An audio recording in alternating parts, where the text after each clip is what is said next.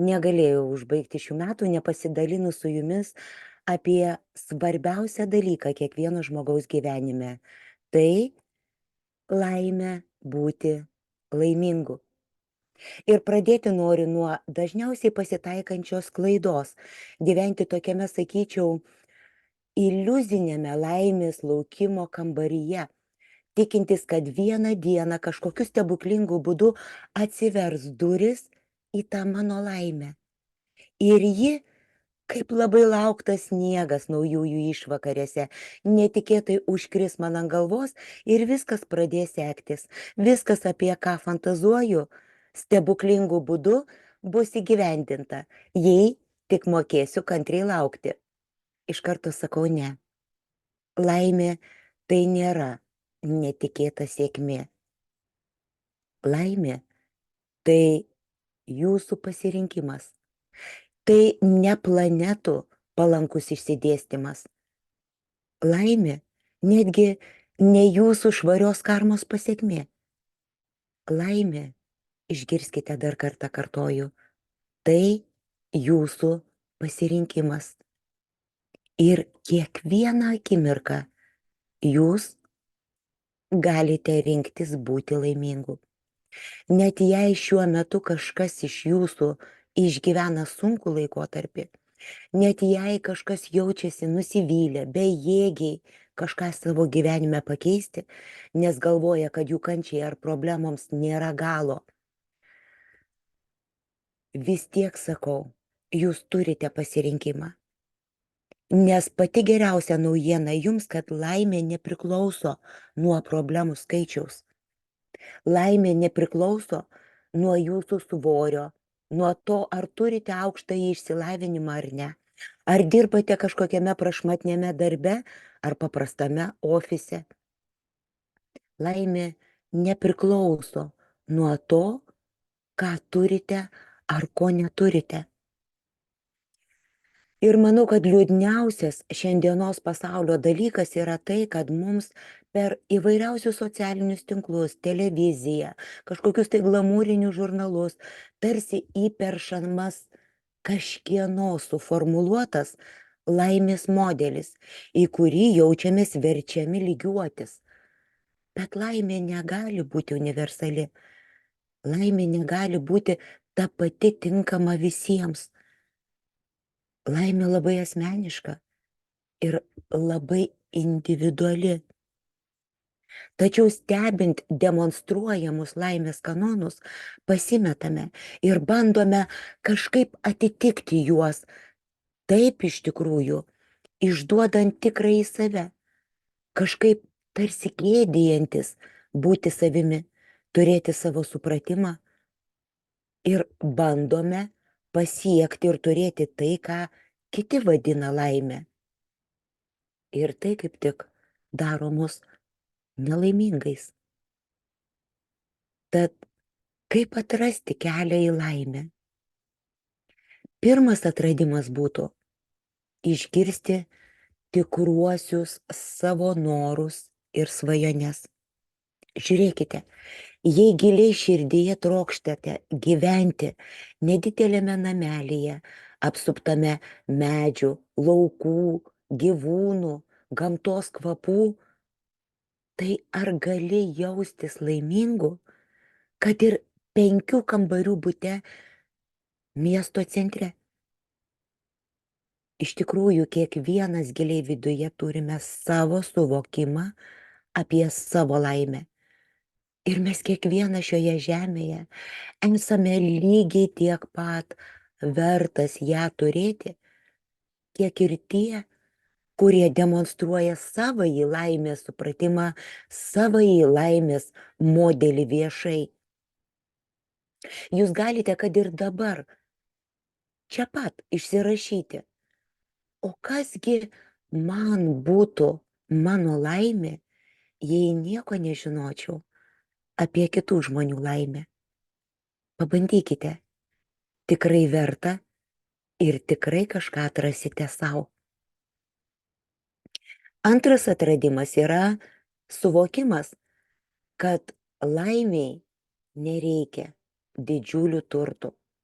Svarbiausia, žinoma, yra patenkinti būtiniausius savo poreikius, kad jaustume fizinį ir tokį materialų komfortą.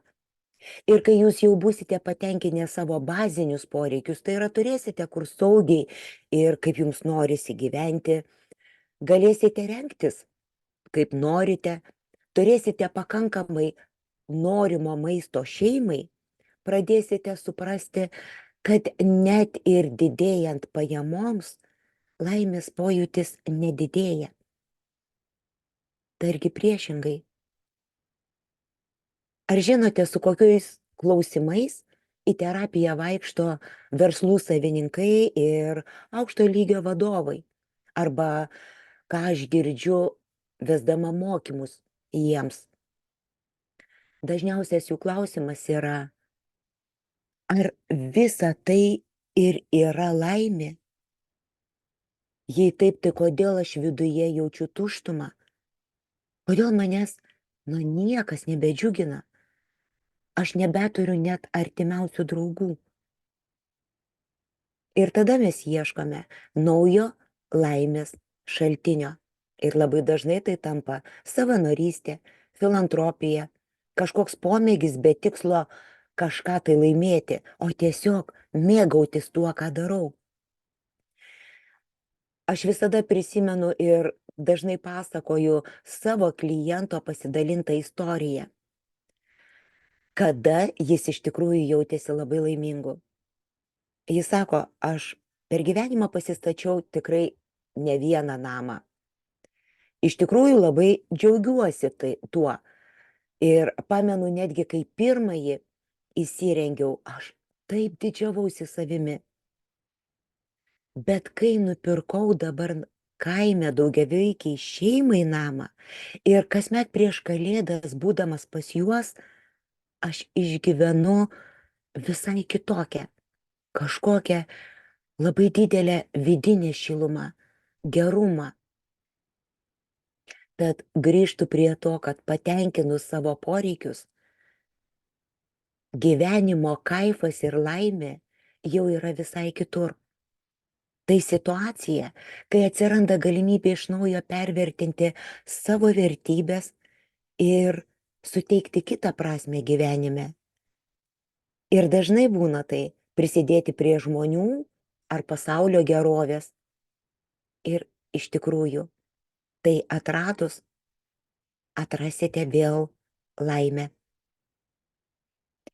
Trečias atradimas būtų tai, kad nebereikia ir neverta gyvenimo atidėlioti rytdienai ir apgaudinėti savęs, kad kai kažką padarysiu, kai kažką pasieksiu, kai kažką turėsiu, va tada ir būsiu laimingas. Aš turiu nuvilti jūs. Jei nesate laimingas dabar, nebūsite ir tada. Laimė nepriklauso nuo to, ką jūs įtvirtinot savo gyvenime, ką pasiekėt. Iš tikrųjų, laimė yra kiekvieną dieną gyventi, gyvenant. Gyventi ir jausti, kad gyvenu. Augti santykiuose, įgyvendinti savo svajones, remtis savo vertybėmis ir jomis grįsti savo tikslus, matyti artimųjų akis, džiaugti savo pomėgiais, bendrauti su bendraminčiais. Jūs galėtumėte tą sąrašą tęsti. Ketvirtas atradimas ir labai svarbus ir iš tikrųjų labai palengvinantis kelią į laimę, tai yra nusimesti. Tiesiog nusipurtyti jums nepriklausančių atsakomybių naštą, kurią iš tikrųjų galbūt nesąmoningai patys užsikrovėte ant savęs. Tiesiog padarykite reviziją ir surašykite, kokias šiandien dienai turite atsakomybės. išbraukite iš to sąrašo tai, kas iš tikrųjų ne jūsų atsakomybė. Išbraukite iš gyvenimo tai, už ką jūs nesate atsakingi. Ir pati dažniausiai pasitaikanti atsakomybė, kuri iš tikrųjų yra ne jūsų, tai įsivaizdavimas, kad esate atsakingi už kitų žmonių savijautą. Ir jūs keliate savo vos ne tokį tikslą ištraukti savo artimuosius iš to liūdno ir nuobodaus jų gyvenimo. Negana to, jūs net neleidžiate savo jaustis laimingais, daryti tai, kas teikia jums laimės pojūtį, kol neištraukėte jų, kol tie žmonės nesijaučia laimingais. Aš labai atsakingai sakau, jei jūsų vyras, žmona, draugė, anyta ar tėtis nuobodžiauja, jei jiems liūdna vieniems, jie nežino, kuo užsiimti, neturi draugų ar pomėgių ir jūs įsivaizduojate, kad privalote kažkaip juos linksminti, kažką siūlyti, kažką daryti arba bent jau būti kartu, kad jie jaustųsi laimingesni. Tai sakau tikrai ne. Tai labai vaikiška ir nebrandu. Jūs jau užaugote ir nebesate vaikai priklausantis nuo savo brangiausių žmonių nuotaikos. Tuo labiau, kad labai dažnai patys atsisakote savo laimės dėl to, atsisakote eiti ten, kur norite, atsisakote būti, kur jaučiatės laimingi, nes tas jūsų artimas žmogus, kas jis bebūtų, tas kažkas be jūsų nuobodžiaus, liūdės ir netgi sakys, kad va, tu išvažiavai, tu išėjai, aš esu viena ar vienas, aš labai liūdžiu, aš nejaučiu jokio džiaugsmo. Tikrai sakau, ne. Tai ne jūsų atsakomybė. Jų emocinė savijauta yra jų pasirinkimas. Ir jei jūsų artimas žmogus gyvena nelaimingai ir liūdnai, tai ir yra jo pasirinkimas ir atsakomybė. Kiekvienas suaugęs žmogus, jei žinoma neišgyvena šiuo metu kažkokiu labai trauminiu išgyvenimu, turi mokėti pasirūpinti savimi ir žinoti, kur ir kaip jis gali jaustis laimingu. O užkrauti jums kalties naštą už tai, kad patys neprisima atsakomybės ir neieško savo gyvenimo prasmės, šiuo atveju yra tiesiog manipuliacija. Tuo labiau, kad jūs iš tikrųjų negalite priversti kito žmogaus būti laimingu. Daugiausia, ką jūs galite, tai parodyti tam žmogui, kokias jūs matote jam prieinamas galimybės gyventi įdomesnį gyvenimą, nesijausti vienišu. O ar jas rinksis tas žmogus ar ne, palikite jau jam pačiam. 5. atradimas. Kaip beskambėtų, bet tai yra didelė tiesa. Leiskite savo gyventi paprasčiau. Paprasčiau, atsisakius išpusto ego reakcijų. Dar kartą primenu Antuaną de Saint-Exupéry posakį. Visi mes kilę iš vaikystės. Ir iš tikrųjų, kuo mažiau vaikystėje gavome palaikymo, meilės, dėmesio, tuo tikėtina šiandien skausmingiau reaguojate į kitų žmonių vertinimus, kritiką, pasiekimus ir bandote užpildyti tą trūkumą dabar, nepaliaujamai viso to laukdami iš aplinkinių arba kažkaip tai spausdami save būti tobulais. Taip tampame visiškai priklausomi nuo kitų žmonių. nuo jų nuomonės. Tokiu būdu mes neleidžiame būti savo savimi. Mes neleidžiame patys savo jaustis išskirtiniais, mėgauti savo pomėgiais, nebijoti žmonių, nebesistengti įtikti jiems ar atitikti jų lūkesčius. Gal ką ir nuliūdinsiu, bet iš tikrųjų labai mažai kam rūpite. Tikėtina, kad niekas vakare neatsimins, kaip jūs apsirengę ir susišukavę atėjote į darbą ar į parduotuvę. Kokias klaidas šiandien darbe padarėte? Tikrai neatsimins. Tad labai kviečiu, atsipalaiduokite ir leiskite pasielgti spontaniškai, būti netobulu, daryti klaidas ir augti, pasiimant savo naudingą patirtį iš jų, sakyti ne, apginant savo ribas, laisvą laiką leisti ten ir taip, kaip norite, šventės sutikti irgi kaip norite, būti su tais žmonėmis, kurie iš tikrųjų jūs palaiko ir vertina. Nes atminkite, šiandien gyvenate vienintelį ir niekada nebepasikartojantį savo gyvenimą, kuriame kiekvienas jūsų yra vertingas ir turintis teisę būti laimingu, lygiai tiek pat, kiek ir visi šio pasaulio žmonės. Leiskite savo patikėti tuo. Ir galite, kad ir nuo dabar, pradėti naują tokį žaidimą su savimi. Per dieną bent kelis kartus priminti savo. Renkuosi gyventi paprasčiau. O vietoj bandymo vertinti save kitų akimis ir atitikti tų kitų žmonių lūkesčius, verčiau mokykitės būti dėkingais. Dėkingumas tai iš tikrųjų yra raktas į laimę.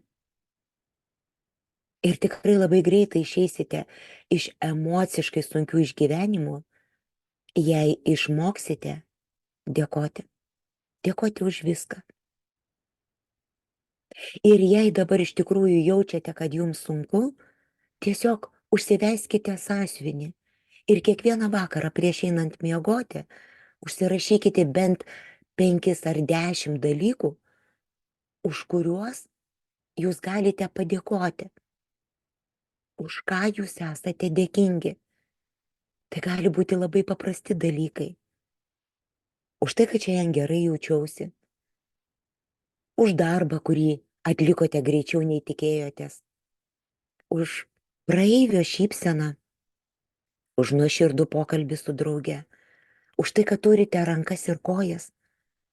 O gal už saulės spindulį ant skruosto. Pereikite dieną ir raskite, už ką padėkoti. O pabaigai dar pasakysiu tai, ką labai dažnai kartoju. Jūsų teisės į laimę niekas negali atimti, jei jūs to neleisite. Net jei kažkoks žmogus labai stipriai jūs įskaudino, įžeidė. Net jei gyvenimas šią akimirką atrodo eina ne taip, kaip įsivaizdavote. Kas be atsitiktų jūsų gyvenime? Kol esate gyvas, tol turite galimybę oriai eiti savo keliu, o jį padaryti laimingu, tai tik jūsų pasirinkimas. Aš iš tikrųjų labai linkiu kiekvienam jūsų laimės. O ar linkite jo savo? Ir jei taip, ką dėl to galite padaryti jau dabar? Su šiuo klausimu atsisveikinu su jumis ir sakau, iki susitikimų kitais metais. Būkime laimingi.